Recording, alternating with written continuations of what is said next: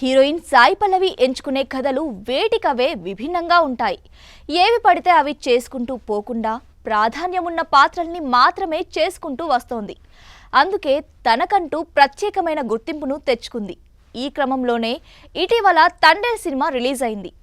ఇందులో మరోసారి తన నటనతో కట్టిపడేసింది. ఇప్పటికే ఈ మూవీ 100 కోట్ల క్లబ్లో చేరింది. ఇకపోతే తండేల్ ప్రమోషన్స్లో భాగంగా నిర్వహించిన ఓ ఈవెంట్లో జరిగిన చిన్న సంఘటనకు సంబంధించిన వీడియో ఒకటి వైరల్ అవుతోంది.